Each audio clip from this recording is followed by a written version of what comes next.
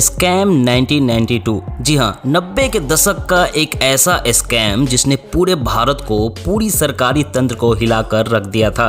एक ऐसा स्कैम जिसने स्कैम वर्ड को पूरे जनमानस में पॉपुलर बना दिया था। 1992 का यह घोटाला कितना बड़ा था, इसका अंदाजा इसी से लगाया जा सकता है कि इसके बाद शेयर बाजार के लिए सेबी नाम की एक संस्था ही बना दी गई। 1992 में हुए स्टॉक एक्सचेंज स्कैम आखिर कितना बड़ा स्कैम था? अगर आज के इन्फ्लेशन के साथ एडजस्ट किया जाए तो भारत में हुए अन्य घोटाले जैसे 2G स्पेक्ट्रम, कॉमनवेल्थ और PNB स्कैम के सामने इसका कद कितना बड़ा होगा। 1992 में हुए इस स्कैम को अंजाम आखिर दिया कैसे गया था, ये सभी चीज़ें हम इस वीडियो में देखने वाले हैं। इस वीडियो को देखने के बाद आपको यह समझने में काफ़ी मदद मिलेगी कि आखिर ये जो घोटाले होते हैं आखिर होते कैसे हैं। वैसे तो 1992 स्कैम पर कई फिल्में बन चुकी है, लेकिन 2 महीने पहले आई हंसल मेहता की फिल्म स्कैम 1992 लोगों को कुछ खास ही पसंद आ रही है। चाहे इस फिल्म की डायलॉग हो या फिर हर्षद मेहता की मुस्कान, इस फिल्म ने हर्षद मेहता को हीरो बना दिया है। स्कैम के मास्टरमाइंड हर्षद मेहता को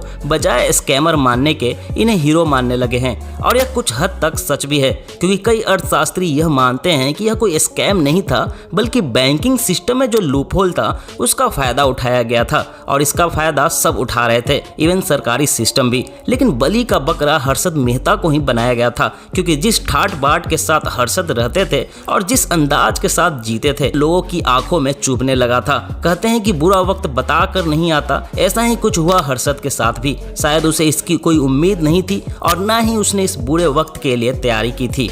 JRC रिपोर्ट के अनुसार 1992 में हुआ स्कैम लगभग 4024 करोड़ रुपए का था, यानी कि ऑफिशियल सरकारी दस्तावेजों के अनुसार इस स्कैम को महज 4000 करोड़ का दिखाया गया था। लेकिन काफ़ी सारी इंडिपेंडेंट एजेंसी ने अपने स्टडी में पाया कि 4000 का स्कैम वास्तव में असली साइज नहीं था इस स्कैम का, यह तो बस सरकारी बैंकों और फाइनेंशियल इंस्टीट्यूशन का लॉस था। लेकिन 1985 से लेकर 1991 के बीच हुए इरेगुलर ट्रांजैक्शन को भी इसमें शामिल किया जाए, और साथ ही प्राइवेट बैंकों को जो लॉस हुआ उसे भी शामिल किया जाए। और शामिल इसलिए किया जाए क्योंकि ये सारे ट्रांजैक्शन ठीक उसी लूप होल के जरिए किए गए थे जिस तरह से 1992 स्कैम में हुआ था। तो यह पूरा रकम 15 से 16 हजार करोड़ रुपए निकल कर आते हैं। यह रकम उस दौर का है जब महंगाई दर आज से काफ़ी कम थी, उस दौर का है जब 500 रुपए के नोटों की भी वैल्यू हुआ करती थी। अगर इस रकम को आज के इन्फ्लेशन के साथ एडजस्ट किया जाए तो यह रकम 2020 में लगभग 1 लाख करोड़ रुपए निकल कर आएगी। 1 लाख करोड़ कितनी बड़ी रकम है, इसके लिए आप 1 पर 12 जीरो डालकर देख सकते हो। अगर इस स्कैम को आज के दौर में हुए स्कैम से तुलना करें तो शायद आपके होश उड़ सकते हैं। 2010 कॉमनवेल्थ घोटाला महज 70,000 करोड़ वर्थ का ही था। 2018 का PNB स्कैम लगभग 11,400 करोड़ का था। वहीं 2009 सत्यम घोटाला 14,000 करोड़ रुपए का था। 2008 में हुए 2G स्पेक्ट्रम घोटाला लगभग 1,76,000 करोड़ रुपए का था। इस आंकड़े को देखने के बाद आपको यह अंदाजा हो ही गया होगा कि 1992 का स्कैम आखिर कितनी बड़ी स्कैम थी। लेकिन आखिर यह घोटाला हुआ कैसे, आइए जानते हैं। एक कहानी है हर्षद मेहता की, वही हर्षद मेहता जिनको एक जमाने में स्टॉक मार्केट का अमिताभ बच्चन कहा जाता था, वही हर्षद मेहता जिनके पास लग्जरी गाड़ियों का पूरा काफिला था, वही हर्षद मेहता जिन्होंने प्रधानमंत्री तक पर रिश्वत लेने का आरोप लगा दिया था। हर्षद मेहता की कहानी उस गुजराती लड़के की कहानी है जिसकी जेब तो खाली थी लेकिन आंखें सपनों से भरी थी। सपना था दौलत की उस ऊंचाई को छूने की जहां अभी तक कोई पहुंच भी नहीं पाया था। यहाँ हर्षद की ट्रेनिंग काम आ रही थी जो उसने शुरुआती दिनों में स्टॉक के खरीद बिक्री करके दलाली करके सीखी थी। उसकी बैंकिंग सिस्टम में अच्छी जान पहचान हो चुकी थी। उस दौरान बैंकों को जब कैश की जरूरत होती तब वो सरकारी बॉन्ड दूसरे बैंकों के पास गिरवी रखकर पैसे लेते थे, लेकिन असलियत में बॉन्ड का लेन देन नहीं होता बल्कि एक रसीद से काम चल जाता था। ये काम बिचौलियों द्वारा यानी कि ब्रोकर के जरिए किया जाता था ताकि बैंकों का काम आसान हो सके, उनका टाइम खरीद बिक्री में बर्बाद न हो। हर्षद मेहता ने सिस्टम की इसी नब्ज को दबोच लिया था। जितना दिन बैंकों का ये पैसा उसके पास होता उस पैसे को वो शेयर मार्केट में लगाता और खूब मुनाफा कमाता। इवन दोनों बैंकों को भी इसमें फायदा था। एक बैंक को कम दामों पर बॉन्ड्स मिल रहे थे, दूसरे बैंकों को ज्यादा इंटरेस्ट।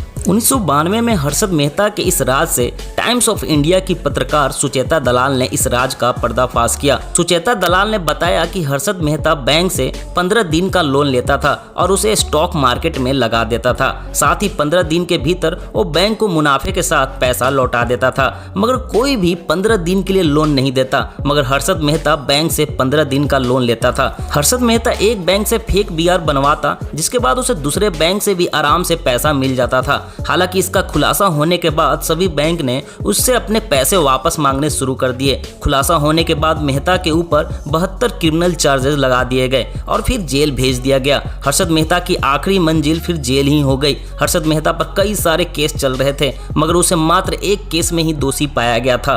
सुप्रीम कोर्ट ने उसे दोषी पाते हुए 5 साल की सजा और 25,000 रुपए का जुर्माना ठोका था। 31 दिसंबर 2001 को देर रात उसे छाती में दर्द की शिकायत हुई, जिसके बाद उसे थाने सिविल अस्पताल में भर्ती कराया गया था, जहां उनकी मौत हो गई। इनकी मौत को लेकर आज तक कई रहस्य हैं और कई बातें की जाती है, लेकिन आज के कई अर्थशास्त्री ऐसा मानते हैं कि हर्षद मेहता कोई स्कैमर नहीं था, बल्कि वो भारतीय अर्थव्यवस्था को बुलंदी पर ले जाना चाहता था। मौजूदा सरकार को इसके साथ मिलकर साथ लेकर बात करनी चाहिए थी। उसका तरीका गलत जरूर था, लेकिन इरादा नहीं। खैर, बातें जो कुछ भी हो, आज के दौर में लोग यही कहते हैं हर्षद ने उस टाइम अपने इन्वेस्टर्स को मुनाफे में रखा, अब सोनी लिव को। अगर वीडियो अच्छी लगी हो तो लाइक करके मुझे सपोर्ट जरूर कीजिएगा, और नए लोगों से जिन्हें रोचक चीजें जाननी पसंद है तो सब्सक्राइब करके बगल के बेल नोटिफिकेशन जरूर दबा लें। वीडियो देखने के लिए आपका बहुत बहुत धन्यवाद।